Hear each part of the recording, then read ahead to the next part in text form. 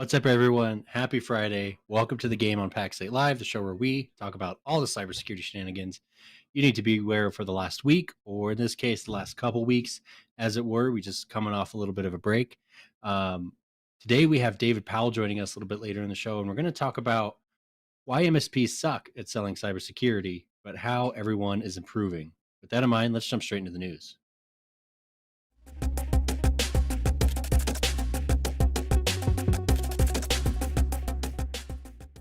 And we got to start publishing green room footage because that was a fantastic green room. Yeah. The green room is significantly better. Just mostly David Powell being David Powell, like if I'm completely candid, but it's all right. And I don't apologize for the clickbait, y'all.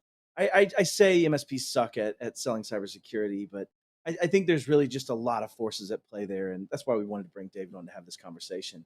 But Dom, it's great to see you. We're getting to wrap up my last 8 weeks on the road. I've only got 2 more weeks after this, so I'm ready to take a little break. But for today, let's jump right into the news, man.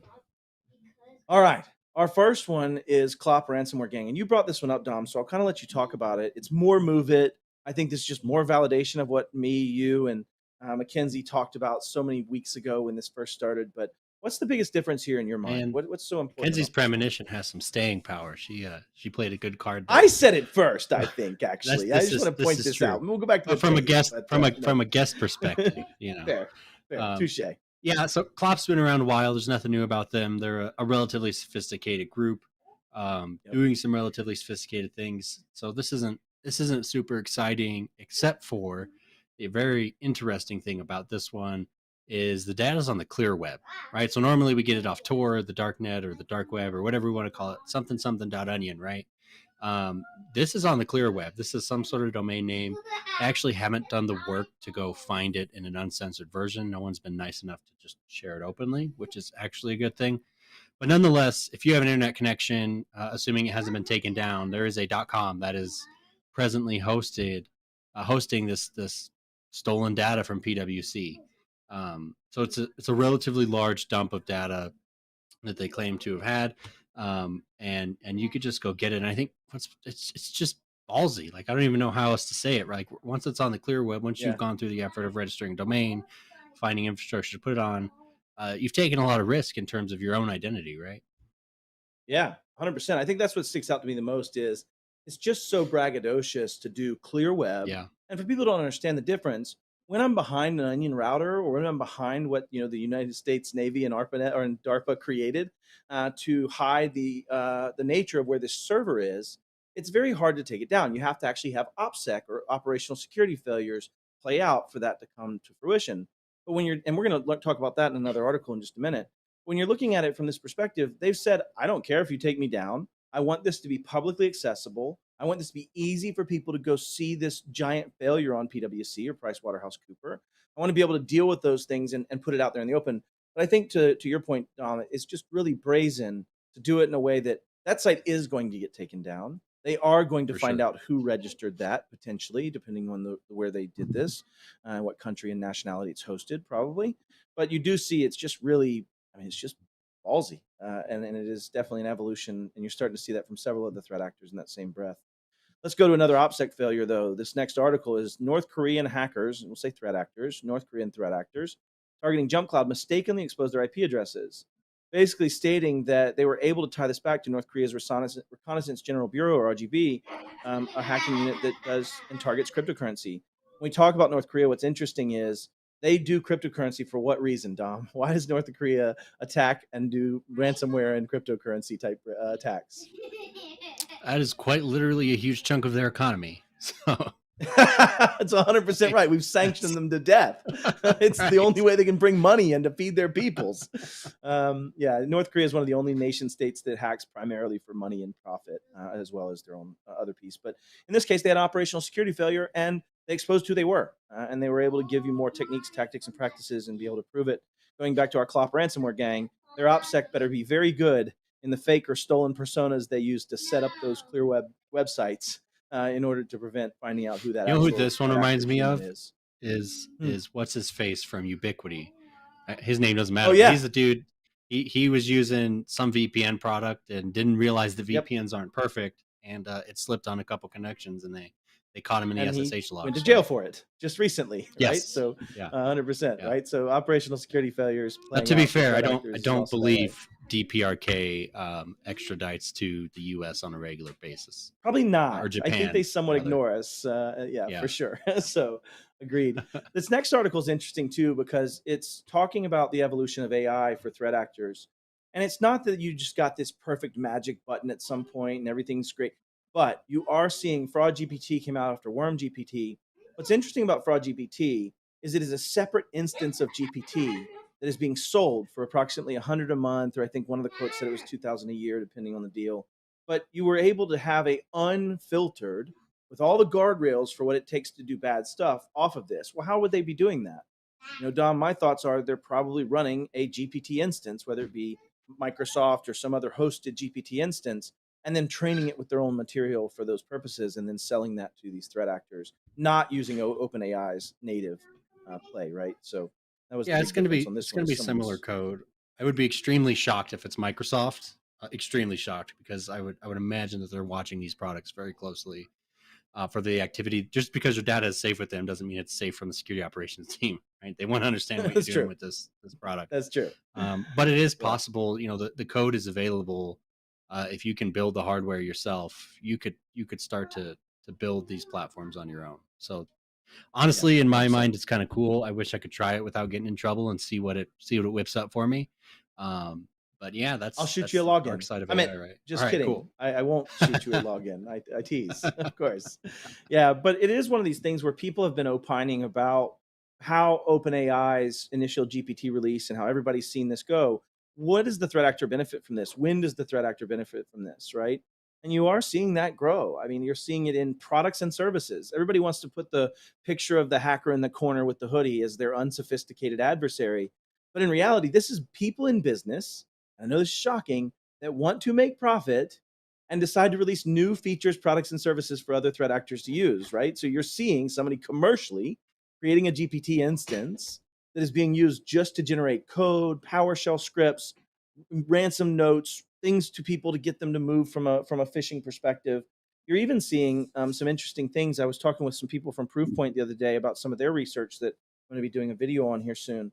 That's saying these threat actors are using it to not only do the manipulation of the words and the body of the text that's being sent, but also to go out and look at your LinkedIn profile, research and find things about that human, bring all of that back in and set up a sales campaign for this phishing that's targeted to Matt Lee, that's targeted to Right. Dom Kirby, that has that very, very researched approach that, heck, if some of the salespeople I know would do that, I'd probably answer their calls more if they knew more about me. But you're seeing Right. them target and use GPT for very, very creative methods of hooking into other services, bringing in data, and then using that data to attack their victims from that perspective. And this It's is worth another noting, example of that. even OpenAI's deployment of GPT, at least on the earlier days, we saw John Hammond go in and convince it to write some Yep. decent ransomware code. It has actually pretty solid ransomware code with some evasion baked in. So it's not perfect, right? These guardrails aren't perfect. Right. The whole point of generative AI is it's generative, right? So it's very hard to keep it in a box. But so imagine there's no control, right? That's effectively what we're saying. Do whatever you want with this model. And I would And imagine they now it loaded it, has like you none of said, with those samples. safeguards. Right. Yeah, Right. exactly. And so I think it's just one of the things that I take on this is the advocation to most users is that AI is not bad inherently, but in order to stay up, and that's the whole premise of this speech that we're going to do or recording we're going to do, in order to stay up, you have to use those same methods to start to learn and look for those things, right? And start to try to find where generative AI has been used for something. And so, anyways, just a great tangent there. So I wanted to take this into what happens when it fails from an OT perspective, right? We saw Colonial Pipeline in the United States from an OT wasn't impacted, but the IT was, and it took down the ability to pump oil. It took down the ability to charge their clients, and therefore effectively stop business. But what happens when that For happens clarity's in a sake, port because or yeah, I actually think Colonial, not that it went well, but I actually applaud them for making the decisions they made when they weren't sure whether or not the equipment was safe. So I will say that that's for fair. Colonial, the IT was compromised. They weren't sure of the safety and they decided to shut down. That's the Yeah. approach to take when you're pumping, flammable liquids many miles.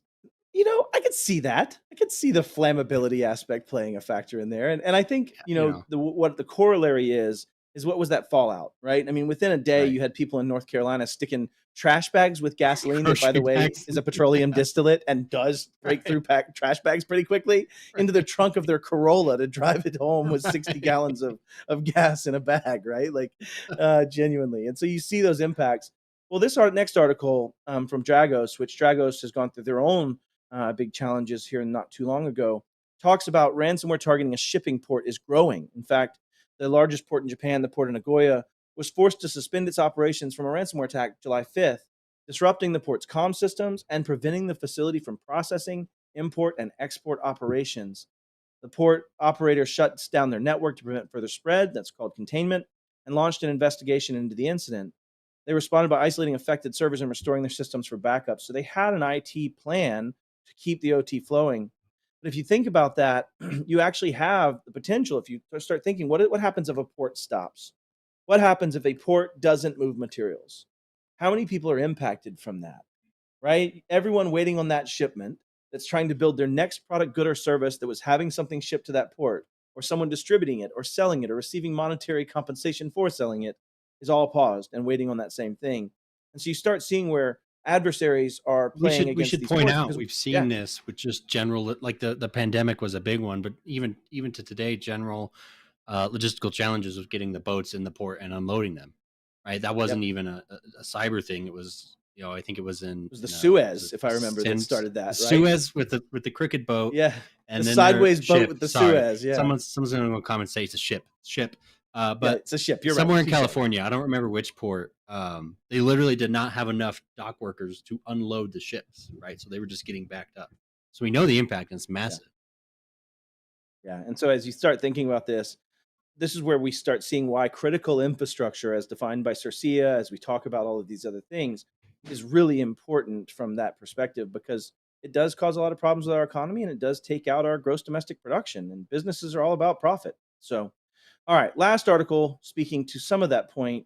Microsoft took one a little hard recently over their code signing cert or their signing certificate, right? Their core cert. And there was a bunch of challenge from that. What's interesting is as that played out, and I think these were actually tangential things happening at the same time, but as that played out, they found that a lot of the consumers said, I can't even investigate what happened. I can't even tell you if someone used those fraudulently forged certificates to sign into my OAuth processes, right? And sign into my enterprise applications and my data. I don't have the purview, you might say. And so one of the things that I really, really loved out of Inspire, one of the things I really, really loved out of Inspire was Microsoft said it quite clear that they are going to add Windows Purview Audit for pretty much most of their SKUs. And that's a pretty far distance from where we were 2 years ago, right, Dom? I mean, 2 years ago, you had to turn on logging yourself. It was a scripted Right, it was action that you not had to on go by do in default. Yeah, PowerShell. Yeah. right. And all of these things are starting to go back to, the National Cybersecurity Strategy or NATI strategy, 3.1, 3.2, and specifically 3.3, basically saying secure by default, secure by design. Right? I have a stage presentation I've been giving the last couple of weeks that really just says we ship Microsoft tenants, AWS tenants, everything you're going to get in its most insecure state. But if I buy a brand new car, do I have to turn on that airbag? Do I have to sit in the driveway and read the thing to make sure? So you're seeing Microsoft take a step down that path saying, we are going to provide these audits to lower licenses. We are going to make it to where you can go in and say, what does Matt and Dom have access to? What did he touch this week? What happened in these logs? And in a much more robust fashion. So it's fantastic to see it. Dom, anything else to add on this one, this particular conversation? Yeah, I would just agree. And right before this became like news, right before Inspire, Easterly came out herself, and then CISA came out with an official statement demanding, in the capacity that CISA can demand, that Microsoft make this move, right? So I think it's massive, and it also shows that there is a lot of listening happening, right? And there was a time at Microsoft when that Yeah, wasn't the case. it's So true. I am actually really happy to see this move. It's a very positive move, and we're also seeing step ups in integration. Right, I was just on a webinar yesterday about some new integrations between Avanan and Microsoft. Right, so they're opening up that Yeah. ecosystem to allow more vendors to come in and help ISVs. deliver Yeah. more product, right, or more value. So this is a good step. Definitely read this article, check it out, familiarize yourself with these logs and the settings therein. That's if you're going to take an action from this show, from a technical perspective, that's it. Get into your tenants, get into Enter ID, and start exploring these logs through Purview and understand what they mean, and seek help if you don't, because there's a lot of data in there now that they're giving it to you. So Yeah. It's a great call to action to end with, y'all. I totally echo Dom's statement. So we're about to bring on somebody, and we don't have Robin Harris this week. She decided that even she needs a vacation from producing content, which is just craziness and sheer crazy talk. But apparently it's true. And so I want to introduce this next guest. If you're not familiar with him, David Powell is, I would say, probably one of the best storytellers I've ever met. I think he absolutely is able to capture people's hearts and tell a story that means something that may have nothing to do with what he's talking about, but yet you walk away understanding the situation. And I bring that up not to stroke his beautiful blonde hair, but really just to say, I think that's what's wrong with cybersecurity selling today. Number one, we're selling instead of storytelling and educating, right? And we're doing those things. And so we're going to talk about today, and let's bring him on. We're going to talk about why MSPs have such a struggle making this turn to sell cybersecurity. So, David, welcome to the show. I'd love for you to introduce yourself, give us a little background, and I'll take my $50 for saying how good of a storyteller you are for that. Yeah, I'll get the check right out to you, Matt. So hey, I appreciate the kind words, and I will say that this I complete the trifecta today of being on all three of the Pax8 live shows. I was on Nobody with else has done it. Kristen, I was on with Academy. Save the best for last, with you guys. Yeah, man. But I come from a background of MSPs where I've led go-to-market strategy for big private equity backed MSPs, where we really did focus on cybersecurity sales as that effort. And then I've been in the cybersecurity software side of things. I was at Perch, we got acquired by ConnectWise, I was at Evo. So yeah, I have a background really kind of both on the SaaS side for kind of the nuts and bolts of cybersecurity, but then I also have that go-to-market motion from the MSP side on how do you sell, cybersecurity as opposed to, talk about it or, scare people, but actually get people to take action. And real quick off the top, I would say that I think what we're selling against most often is inaction. People willing to roll the dice on, well, it's not going to be me. I'm not going to be the guy breached. And so what you really have to sell against is getting them to do something. It's not like they're deciding between MSP A and MSP B and which one are we going to buy cybersecurity from. It's really like, I don't want to fool with any of this crap. I don't want to deal with it. I don't have budget for it. And so how do you get them to get started at all? That's really where my efforts have been focused over the last few years. Yeah, and I noticed you have on what is this thing? It's an A and a hat, something about Alabama, Yeah. I think is something. So, I'm a big Alabama football fan. I'm actually coming at you from the beach, and the beautiful Gulf of Mexico is 50 yards behind me here. But our friend of the show, Wes Spencer, if he was watching, I would say, hey, Wes, this is Alabama Crimson Tide. That's a football. That's the oblong ball, not the round one or the little white one or the one that you throw when somebody hits with a bat. This is the oblong one that people run and throw and get touchdowns and stuff. And my team has won a lot of championships of the last, 12 years or so. True story. And I'll say that as a Florida State fan, I don't know that I'm really a huge fan of you Alabama players in general, but you know what? We'll humor it. This is our show, and you're on it. Most people don't appreciate excellence, Matt. That's okay. Oh, I see what it is. Well, you can't spell second without SEC, so it's okay. Oh, okay, gotcha. Anyways, no. So, David, listen, you've been on a journey to try to help MSPs for a while now grow and sell cybersecurity. Again, back with that initial. What do you think? Let's start with. What do you think they're doing wrong when you see someone do something wrong? What is the biggest thing that people do as the wrong approach for selling cybersecurity? That's the way I'd like for you to start. Yeah, that's a great point, man. At first, off the top, I'd like to say I will always want to speak with kind of two things that's top of mind. One is this idea of empathy, where MSPs, we get it, right? You don't want to have to fool with this. Is that the bad guys? You're sitting at home going why won't these bad guys just focus their efforts on something good or worthwhile? How come this has to be my problem to deal with? So we want to be empathetic. And number two, with the sense of inevitability is that, this is coming, and some of your clients maybe haven't been affected by this yet, but they will, right? So we want to make sure that we are, approaching that conversation. But I would say where most of MSPs get this wrong is that this is not a technology conversation. This is a risk conversation. And MSPs are great at having the technology conversations. They have offered guidance over the years between, hey, all your stuff is on-prem. It needs to go to the cloud. Hey, March of 2020, all your workers became remote. And now suddenly we had to support them and give them, good ways to access the environments and all that kind of stuff. And so they're comfortable talking about technology. They're used to it. That's what feels feels natural. But cybersecurity Sure. is not a question of technology. It's a risk conversation. How much risk Yeah. can you tolerate? What does your risk profile look like?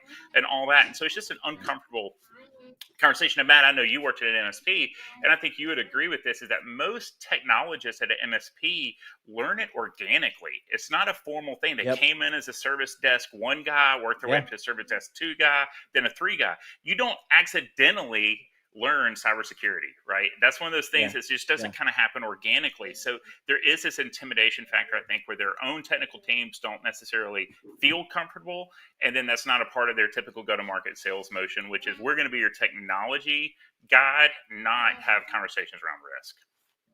Yeah. You know, one of the things that I was at Deadwood, South Dakota last year for Wild West Hackin' Fest, and Alyssa Miller, who's a pretty famous CISO, she's certainly loud and opinionated, and I love her to death. She said, we're told in cybersecurity as a CISO in enterprise that the language of business is risk. And she said, that's crap. It's not true. The language of business is unadulterated profit. The language of business is profit, period. So when you speak about risk, David, how do they need to position risk from an understanding of profit? That's one of the questions I think that you actually solve pretty well in a lot of the ways you try to speak about this, right? Is that risk Yeah. isn't something that's bad. It's part of being in business. That's why you're in business. Take a risk and make a profit. So That's right. yeah. So What are your thoughts on that? two thoughts around that. One, and back to, I appreciate your kind words at the start, but two kind of stories to illustrate what you're talking about. One would be, I think the way most MSPs is that they're talking to the wrong people about the wrong things. So let's say that we have a 100-person law firm as a client, right? And Dom is our technical contact there. And he's not the technology guy. We do that as the MSP, but he's the end user support guy. He helps the lawyers get their email working on their phones and all that kind of stuff, right? But if I called him up and said, hey, Dom, I want to talk about MFA, easy to do. Microsoft says only 30% of people have MFA deployed. Not having MFA is like leaving your car unlocked with the keys in it in a bad part of town. It's just a bad idea, right? But Dom in his head is 100%. like, man, the partners are going to hate this. The partners are going to struggle with it. They're going to call me on the weekends. He says no. Yep. So Dom just made a risk decision for the law firm that he's not paid to make, equipped to make, or expected to make. But versus Matt, who's the COO. And if I come to Matt and I say, hey, Matt, guess what, man? You just signed a cybersecurity insurance policy and you attested to a whole bunch of stuff. You don't have any idea what it is. Number two, here's how a law firm gets breached like you, and I explain it. Yeah. And then three, I had the conversation around if you get breached, Matt, the state you live in requires you to send a breach notification to all of your customers. You sell trust as a law firm. And that's going to buy trust, 100%. right? And a lot of these guys figured. So, Matt, if you don't deploy MFA, you're going to have one of those little nice, looking for work or ready for work things on your LinkedIn profile, right? No one wants that, right? So now you, the COO, you're like, oh, golly, we got to do something about that. And then you tell Dom to do it. So what's the difference in those two conversations? That you're paid, you're equipped, you have the project charter, if you will, from the organization to determine what amount of risk are we willing to accept. Whereas Dom is a technical resource. And so he's not equipped for that. And so I think that's a misalignment lots of times on who Well, they're there's talking another to piece and what they're too. talking about. Well, there's another piece that goes along with that in tandem too. Dom is also not equipped to give executive support. Dom, we're not beating you up, buddy. You just hypothetically. But Dom's also not equipped to give executive support that a COO or a CEO could.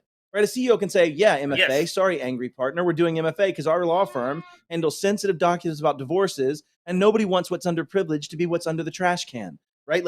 It can't be outside in raw paper format. And so you get that support when some angry attorney says, I don't like this, I'm going to quit. Well, then as our decision as a law firm, we're okay with you quitting. Where if Dom makes that decision, Dom's fighting uphill against executive decision every day of why did you do this? So I didn't want to miss that point. There's also the quantitative aspect. That's right. Too. And law firms are the perfect example. I've dealt with law firms. And every time something went wrong, they're like, I'm billing you my hourly rate. I'm going to be like, no, you're not, but that's fine. And it's, it took me 22 seconds at $400 an hour. And so you have to identify the right person to have that quantitative conversation about but all your revenue is at risk if you do this wrong, right?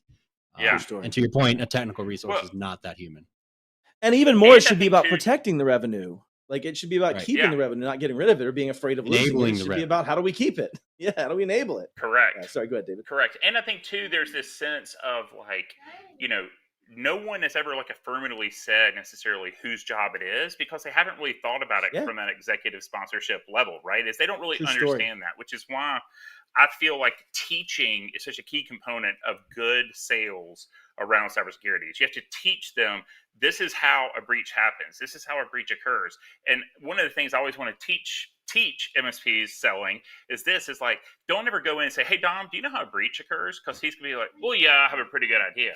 When he probably doesn't. Just no one wants to admit that they Right. don't, right? So if you're talking to that COO, go in and affirm them and say like, hey, Matt, look, man, I get it. You probably understand how a breach happens, but let me explain to you how these recent breaches have So happened. good.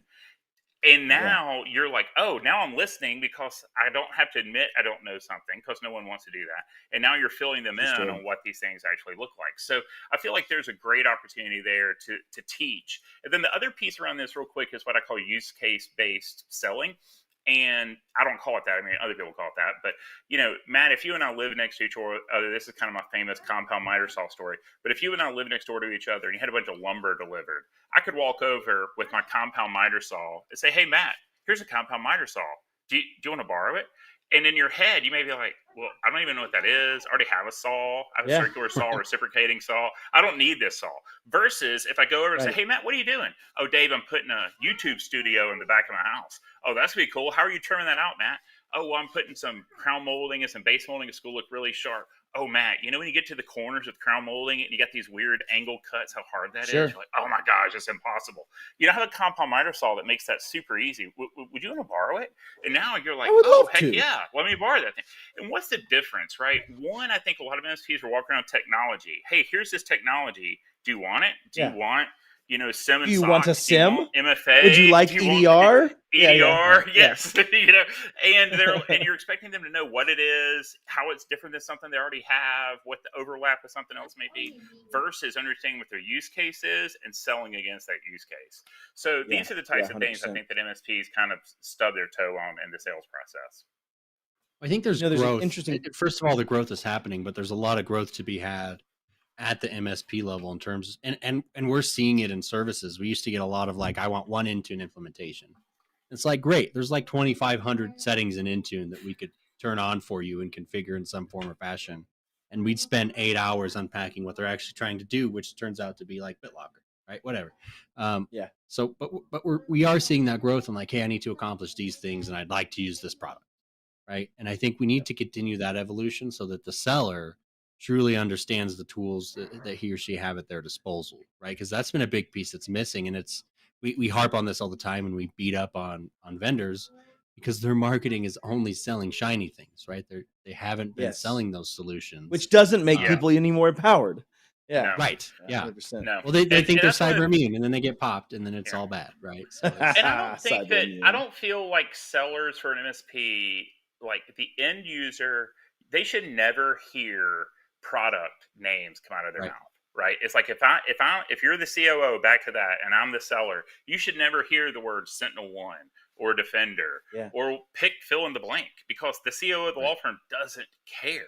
Right. I mean, when I added onto my house, I never knew what kind of wood they used, what kind of nails they didn't care. I was buying an addition to my home, you know, and similarly, these people are buying an outcome, right? Is can you make me more secure? Can you mitigate my risk for an acceptable exchange of cash? And we swapped out an endpoint product and didn't tell anyone, right? Like, cause it's there. Like, and that brings me to my next question, David. So one of the things that I think I'm noticing in trends around cybersecurity is, even to your point of, we need MFA, you do MFA, I'll explain to you MFA, maybe that's not even the answer anymore. Maybe what we're really trying to get is buy-in to do the things that are necessary holistically. And the whole part of that initial piece is saying, we're going to be following some standards, we're going to implement those, and we need your buy-in as we go. I don't know that I need to necessarily educate. Okay, SIEM is a security intelligence event manager, right? And we have EDR, which is an endpoint. They don't want to know it. You don't want to know that there's mortise boxes that have to have 4 foot before they're poured with concrete. And you bought an addition, to your point. Mm-hmm. So is that addition to your home? What is that? What is the message for that addition to your home from a cybersecurity perspective? Yeah. So the way that I always talk about that is, at one point I went to look at this guy's car I was going to buy, and a buddy of mine, Derek, takes me over to this guy's Joe's house, and Joe has 6-car garage, and in the 6th garage is this Ferrari. And I mean, I wasn't there to buy the Ferrari for the record, but Sure. you know, Thanks for we were willing clarifying. to take the Ferrari. Yeah, we want to take the Ferrari out, and Joe's like, "Yeah, the keys are in it." And I'm like, "Whoa, the keys are in it." And he goes, "Well, yeah, if the garage door's down, it's fine." And that is the way a lot of MSPs do it. The perimeter secure, everything inside is secure, right? Well, really, you have to. Hold on. So there's this tool we can mail you. Like, and you push a button and you'll be in that Ferrari in no time at the garage if you want. That's exactly I right. have one in my If you want house. it, it's exactly I right. do. Exactly right. And so, you know, but we had a client that was a homeless shelter in New York City, and we were pitching them cybersecurity, and they're, "Oh, we're a not for profit. We can't afford that." Blah blah blah. Well, when you really drilled into it, they had donors that were some of the richest Americans, people whose names that we would all know, and are in People Magazine, all kind of stuff. And so when we started talking to them and the breach notification requirements of New York State, you know, all of a sudden they had this light bulb moment. It's like, whoa, if we have to send them a letter saying that we potentially expose their home address and email address and cell phone numbers, they're just going to donate to somebody else. They don't have to give us any money. And so all of a sudden they realized, stewards. Correct, that they thought they had a 93 Camry in the garage, but they really had a really nice Lexus, right? So how do you help the client understand the value of the asset they're protecting, right? Is it a Lexus? Is it a 93 Camry? Is it a Ferrari? And whatever it is, that really determines, Matt, to your point, you don't just go sell them MFA. You sell them, you know, a maturation journey aligned to a standard that should tie out to the value of the assets that they have. So how many of these security things do I need, David? Well, depends on the value of the asset you're protecting, right? If it's a 93 Camry, 100%. maybe your little firewall is just fine. You know, Hey, the or value if of it's those is going up, just so you know. Yeah, that's On the exactly rise. right. Oh, my son had a 97 Forerunner. By the way, it was a year older. He was born in 98 and the Forerunner was 97. But yet every single person that came to our house offered to buy that truck because apparently the mid 90s Forerunners are you know, they were tough, they were amazing. Everyone loved those things, right? Yeah. But to your point, right, is that it's, you know, what is this thing worth? And I would say that most companies don't really understand the reputational risk, what the actual risk of this is. And, you know, and a kind of a funny story, Matt, is I was out meeting with one of our partners, and, you know, I got him to stand up, and I stood awkwardly close to them and said, "Hey, guy, I'm going to punch you in the face." And he's like, "What?" And I said, "Yeah, I'm going to punch you in the face right here." And I said, "There's things you can do to try to avoid it. There's things that you can do to maybe lessen the impact. There's things you can do to decrease the frequency. But there's no option that I don't punch you in the face." And he's like, and I'm like, that is, if you don't do anything, what you're saying with cybersecurity risk is I'm willing to be punched in the face, right? And if you've got really 100%. nice teeth, you just got a whole bunch of crowns or had braces, you may pay a lot of money to not get punched in the face. But you want to tie out this inaction to some kind of visceral thing of inaction is not a safe thing. Inaction is saying, I'm about ready to have this guy punch me in the face, and I'm accepting getting punched in the face. That's bad. And let me assure you, once I punch you in the face, you're probably going to want to pay money not to have me punch you in the face. Yeah. You know what's worse is if I'm me standing there, I already know that I have to do something else because my compensating controls of having depth perception to dodge said punch in the face need to be overcome. That's right. So hey, Matt, if I'm still rocking a MOVEit server. That's right. Matt just needs to tell me which side it is I'm supposed to punch from that he can't see coming. Yeah. It's going to be a problem. I'm going to lose every time. And it's funny and it's that corollary though. Yeah, go ahead. Yeah. Well, what was funny is you know, when the initial visceral response, because I stood really close to him to make it awkward on purpose. And when I said I'm going to punch you in the face, his initial response was like, "You're going to what?" But, you know, what you're trying to do is, I was a high school debater. What I always tell you in high school debate is take an argument from here, lift it, set it over here. And if it doesn't make sense in this scenario, it's probably flawed over here. Right. And so this idea that you would just accept physical violence and do nothing to try to avoid physical violence, that's the exact same thing in the cybersecurity that people are doing. They're saying, "No, I'm good. It's not going to be me. No one's actually going to hit me. So I'll just roll the dice." Yeah. I love using stories because I think stories do sell well. And I think if you can bring them to something visceral, they work well. Some of my ones that have worked the most for me is when I'm trying to explain why companies act after a cyber event and why they then have motivation. I did it this way. So David, you, me, and Dom are all sitting on the top of a cliff admiring God's beauty and looking over a 300-foot expanse. If I slowly reached over and shoved you off to your death, David, is there any chance that Dom doesn't A, take a step backwards from the cliff, B, take a defensive posture, or C, shove me off the cliff? Like zero chance. He's watched it happen right Yes. next to him, and he goes, "Oh my God!" But furthermore, as Dom runs down that hill after either killing me or not, and he sees someone down at the bottom and says, "Hey, don't go up there. There's a dude shoving people off the cliff." Is there any chance that person doesn't believe Dom? And I think that's why MSPs that have been through an incident, that have watched their clients die, that have had them cry and tell them they can't survive their business and told them they're the reason that their wife and daughter are not going to be able to eat. Like, until you've lived that, you don't have that visceral fire, if you will, Yeah. around that drives you, that makes people believe you. And so I think But that the this is an interesting problem, reason why yes. stories work so well.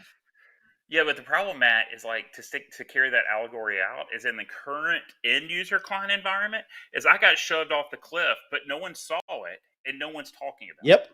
Right? Is Yeah. that in Yeah. the end 100%. user environment? Like if the three of us live in the same neighborhood, and if I'm running down the hill warning the other people, one of them is going to tell me it's a conspiracy and keep going up the damn hill. That's Right? true. So you- like, And nobody affects me that that's a lot of way. other companies He must too, have done something right? wrong to that Matt guy. sure. Yeah. Right. But you right. know, it's like right now though, and this is something I think that our community needs to work on is destigmatizing being Amen. the person that was breached, right? Because like in our if the three of us live in the same neighborhood and Dom's house is broken into, we wouldn't snicker like, ha, ha, ha, ha, Dom's house got broken into. We'd be like, oh, Dom, that sucks, man. How can we Right. help? We'd say, We'd be, poor Dom. We'd be extra vigilant. Yeah, we'd be extra And vigilant. we'd be We would empathetic load to up- your point. Yes, we'd load up the firearm and keep it next to the door. You know, whatever you have to do to protect your thing. But in the business Yeah. world, because no one talks about it, everyone thinks their house is like in the nicest part, the gated community with the golf course. When really it's in the worst part of town. They just don't know it because Yeah. all their neighbors have been broken into. Just no one talks about it. And so there has to be a Right. destigmatization that comes with business related breaches, because I think everyone right now has this false sense of security because no one is talking about Matt shoving them off the 300-foot cliff. I do want to segue The other real side, quick. too. I think Go I'm ahead, the Dom. only one today staring at 3 monitors, so I got things in front of me. I just want to shout out from the Oh, chat. you're It's so a really fancy. engaged chat this time. So I really appreciate y'all. Shout out to Brian Wheeler. Talk about the cookies, not the oven. Really love that quote. That Yeah. should be a t-shirt. That's a new t-shirt. Henry Tim It's says, happening. "Poor me. I love you too, Henry." But this is a good one. MSP Madman, and I think I know who MSP Madman is. Says, "Can we trust Microsoft for security solutions?" So I'm going to segue for just a minute Ooh, good and tell you, conversation. I can't make that Okay. decision for you. We could have a whole episode about that. But I'll say for my Good. own personal risk profile and the way I operate, I fully trust the tools Microsoft brings to the plate as part of my broader ecosystem of tools that I use Yeah. to do my job. But I'll take this out of Microsoft and just say the major players, Any and maybe even specifically Microsoft. Look at this. CISA stood up and said, "Hey, Microsoft, might be good of you to do this." And within that amount of time, Microsoft, that was already on that track, I Couple don't want to take weeks. that away from Microsoft. They were already down that way. Right. They then said, "Yeah, we're doing this for all Americans." If you look back at National Cybersecurity Strategy, or nattystrategy.com that we now own, if you look back at the National Cybersecurity Strategy, it does say that is one of the benefits of having those large force multipliers. That is one of the benefits of having a Microsoft, is you can now say, "No, Microsoft, everybody needs to have MFA on, and that's the way it's going to be." And if you did that, Right. it's instant, as opposed to chasing that down. Where have we seen this before? Auto manufacturers.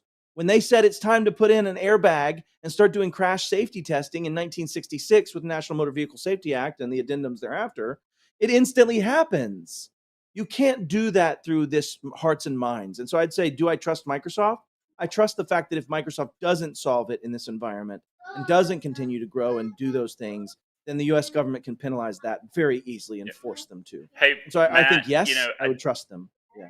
I do think what's interesting is that there has to be to your point. I do think that there has to be an appropriate amount of security without it being too onerous, though, on the end users. Yeah. It's like, to your point, like this week I rented a car to come down here because my wife's car needs to be replaced, and my son's getting married this year, and I'm paying for a wedding, so my wife's car has to wait till next year to get replaced.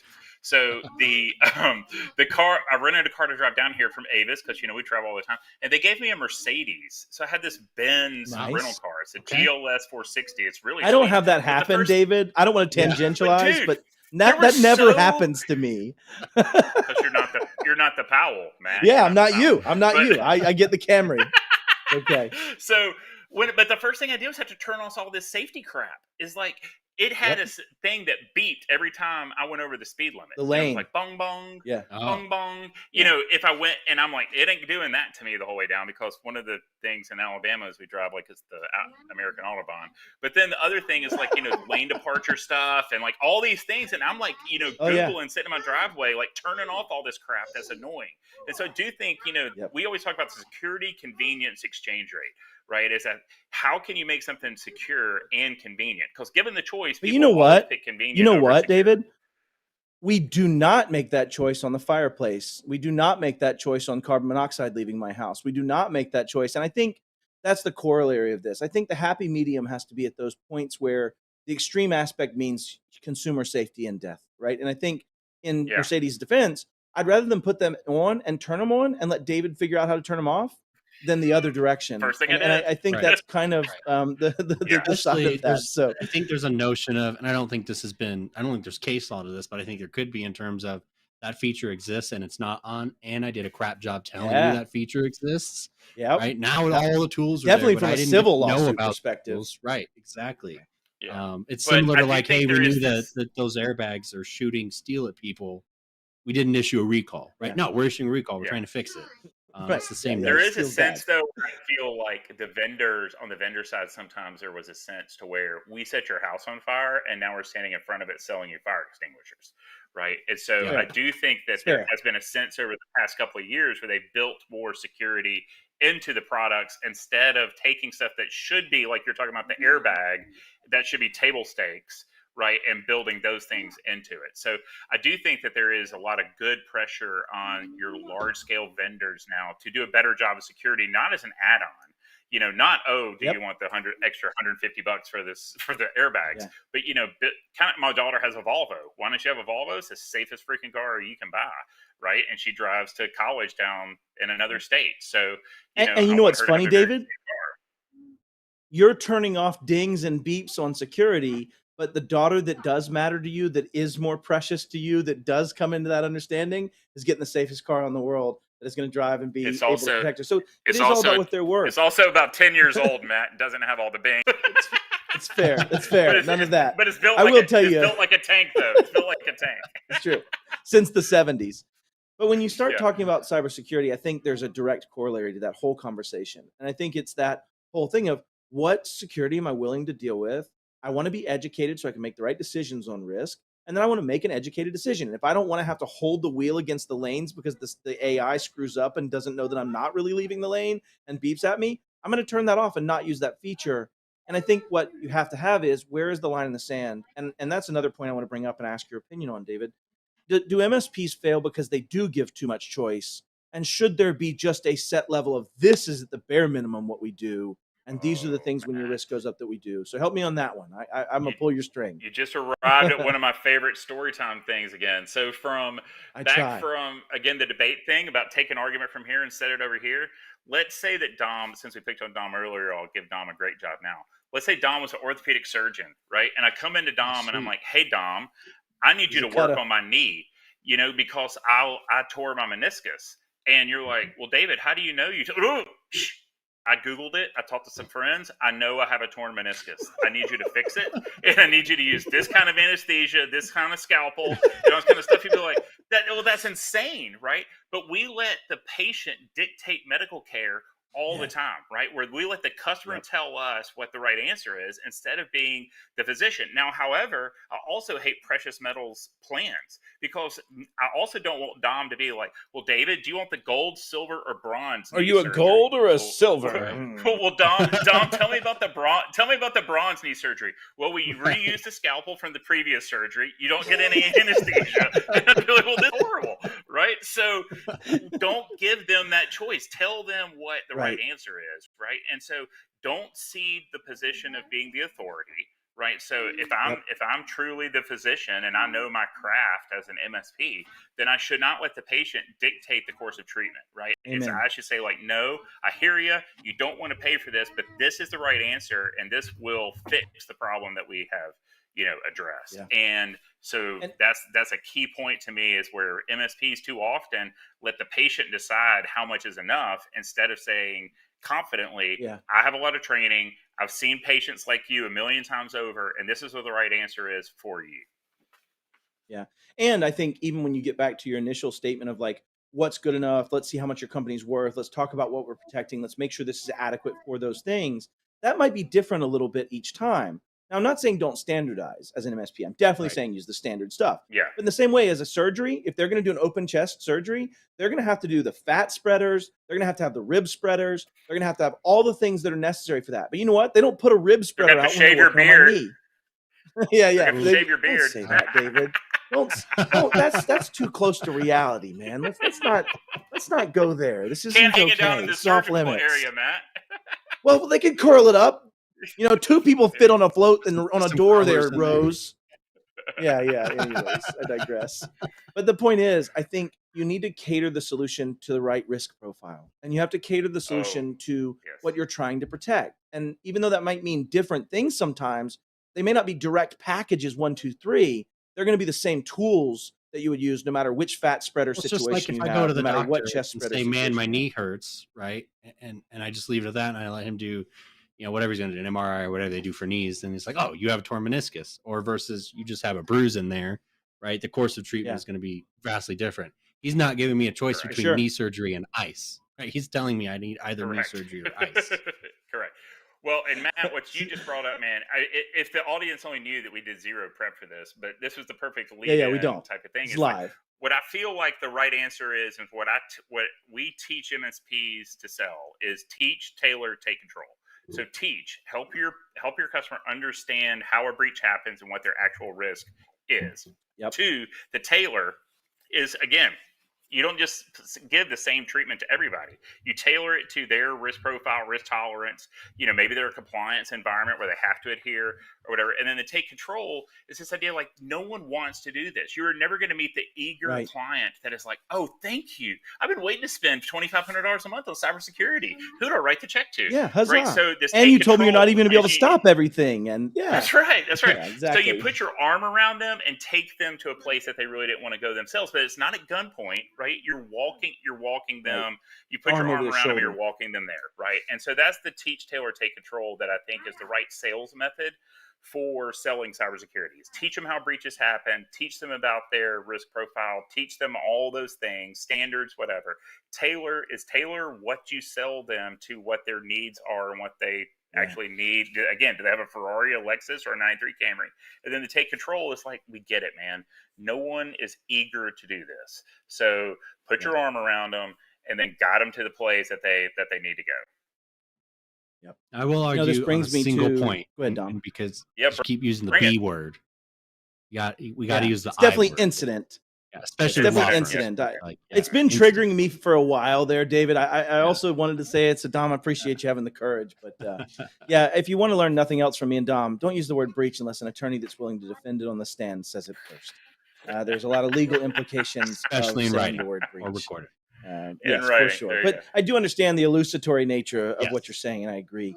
Dave, this Yeah. brings me to one more thing. I'd like for you to talk about, with what you can, what are your efforts going on at Pax8 around this? And maybe it's not too early to say it. Maybe it is, but love for you to touch No, we on can kind talk of, about it. if you had a perfect world, what are Yeah. you doing? So do you remember in Office Space, what would you say you do here? You do You know, here. that's right. Well, I'm mainly I important. just zone I make a out. difference. And, that's right. That's right. So I sit in the broom closet with my red stapler. But no, primarily Sure. is, my job is not to become a marketplace expert. My job is not to become a vendor expert. My job is truly altruistic in that we want to help MSPs sell cybersecurity better. And so we're building a program, and we are in the early beta stages, but we're getting rolling next month, training partners in person on how to sell cybersecurity. So I think, Matt, and Dom, there's always this question: are salespeople born or are they made? Right? And I think that too many MSPs rely on the born seller. Is like, hey, tell me about your sales team. Oh, we got these 10 people. 3 of them are awesome, 7 are average. Well, how'd you get the 3? I don't know, man. We just got lucky. But they don't know how to make a seller. They just know how to get lucky and hire somebody. You're going to teach a program selling that an MSP can deploy and say, this is the approach to take. These are the conversations to have. These are your customers and all that. And that's what we're going to roll out. And we're going to help MSPs increase their cybersecurity sales by giving them a process to follow instead of just kind of hope that they may figure it out. Yeah. Yeah, and we won't elaborate much more than that on what the details are, but I will say I'm extremely excited about it because one of the things that I've noticed is if we can help an MSP move that final last mile with their customer, with their partner, with their people, and then get it systematized inside their world, guess what? Let's just be completely honest. They buy more SKUs from us. They sell more SKUs. They make more profit. They make more margin. It's this very interesting and perfectly symbiotic world. And so I got to say, I'm extremely excited about what you're doing and the work that's coming as this beta group goes forward. And I do believe it's going to make a huge difference in this challenge. So super excited about Matt, that. I kind of characterized it this way too, is like, if you have cybersecurity woods, we could stand there with our arms crossed and just watch people try to figure their way through the woods, right? Or we could give them a map. And some of the partners may be like, hey, we got 5 of the 10 steps through the woods. We'll take your last 5. That's great. Or they may say, we've got 9 of them. We'll take your last one. Or we'll take all of them. But it seems silly just kind of sit there with our arms crossed and just watch them, stumble and find their way through. Let's just give them a path through. And it's been really encouraging how many partners are like thrilled at the prospect of having a process and a mix of partners, big partners and small partners. I think it shows that this is somewhat of a ubiquitous challenge for everybody. Yeah, so, because they're all comfortable with technology. We throw another tech challenge at them, man, they can go to market with that. But this trust risk conversation is just unnatural, and I think it's important that we help them. Yeah, and I think it goes back to that teach a man to fish, right? David Powell doesn't scale. We can't put David Powell on a stage 100 places. We can't put Matt Lee on a stage 100 places. We don't scale. We have to make more us's. There have to be tons of people to have that conversation. And I think that's what I love so much. And it's very much in the whole Pax8 and Academy and all in that same vein of empowering MSPs to succeed. I'd like to leave it with one more, David. Like, tell me where you've seen the biggest success. And like you said, we don't prep this, so this is just me shooting from the hip here. But where have you seen the biggest success? Where have you seen an MSP just get it and then just crush it through that type of a change in their world? Tell me a story. Yeah, it's really when it's like anything else. Like early on, the cloud was intimidating, right? Is that it took a little while for people to talk about, if you remember the old school days of storytelling there, do you have pets or do you have cattle? Right? Is that you feed your pets and you love your pets. Cattle, you eat, and cook and hopefully just medium and stuff, And so the question was like, do I need my servers in the back or can I have my servers in the cloud? Are my servers pets or are they cattle? Right? And there was that conversation. But once people kind of got it, it was like, oh, I can do this. And then they started selling the cloud. Similarly, I think that they're just intimidated by it. So when I've seen MSPs like get it and kind of realize like, oh, this is a repeatable conversation. I just have to have a conversation with a different person. And once I have that confidence, it really snowballs. And we experienced that at an MSP roll-up that we did where we rolled 4 MSPs together. It kind of hired a lot of net new sellers. It taught them this way. And so because they weren't technical, they didn't fall back on technology because they didn't have technology to fall back on. They didn't know tech. So when we gave them this approach, they were very comfortable going to do it because they didn't have any other tools in their tool bag. But, a lot of MSP sellers have come up through technology. That's where their comfort level is. So if we can either help them either build a new sales team or kind of retrain the current sales team around this, there's a lot of revenue opportunity in their existing customer base. And a lot of them don't have scale to go hire, bring on a whole bunch of new customers because talent on the support desk is really challenging. But they can go sell to people they're already doing business with, that are already sending them checks every month. They already have trusted relationships with cybersecurity. To add on top of that too, we've already seen this play out, right? There was a long time when it was speeds and feeds, when selling was, I'll be the fastest pooter. I'll make server. And it was all about the data. It was all about the internet pipes. And people were selling on these features and benefits that were really just features about technical things that nobody gave a crap about. MSPs, in order to turn that curve to sell managed services, already had to learn to change that language. They already had to learn to go more strategic and talk about what the business outcome is and talk about that. So I don't think this is all that alien from that. I just feel like it's almost like in their panic, MSPs turn back to the technology and almost turn back to the speeds and feeds of EDR and the speeds and feeds of a SIM and the speeds and feeds of instead of the business outcome is the landscape's changing. There's more risk that you now have to deal with. We need to make a decision on what to do with that risk. And as we do that, I will then do the products and services that are necessary to make that happen for you. Right. And I think that we've already played this game once. On the other side of this program that will enable you to sell, we're also doubling down our efforts to enable your practitioners to practition, right? To actually deliver the stuff we're teaching you how to sell. That's an important piece of the puzzle where there's more content and resources coming at you all the time to be able to actually do the things that David's going to teach you how to sell. So that's a huge thing to cover. And I think too, man, what you're talking about in that fallback position and all kind of stuff, I mean, that's just natural. You know, I don't want to be critical. That's just what's comfortable to them. So we just need to give them a new comfort, new comfort area to feel comfortable in. And I have no doubt that this community will excel in that once somebody kind of gives them the playbook, right? And it's not mysterious. It's just something that they usually just don't have time to figure out on their own. So let's just go in and give them, like I told one of our big partners, I'm like, maybe you have a great recipe for chocolate chip cookies. That's awesome. Here's ours, right? And if you want to combine the two, by all means, combine the two. But if you don't have a recipe for chocolate chip cookies, I guarantee if you follow this one, they'll be really tasty, right? So that's either have a plan or take you took Brian's comment. I was going to say, you took Brian's comment full circle. No pun intended on full circle for circular cookies or anything.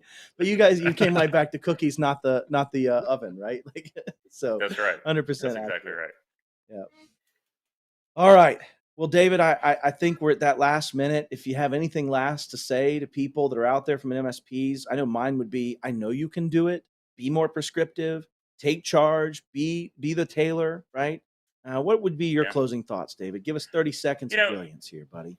I mean, oh man, I don't have 30 seconds of brilliance, but what I can say is that I do think that I'm thrilled to be able to work with guys like you because I do think our skills are very complementary, right? Is that I think that the MSPs have to, what Dom was saying earlier, MSPs have to improve what they do themselves first, right? If they don't get cybersecurity right first, you can't sell what you don't do, right? So working with our team like Dom and Matt and all the rest to make sure that your internal team is doing this well and aligned to standards, that has to occur first. Then come to me and let me teach you how to go sell it to your customer base. And that has to follow that natural order.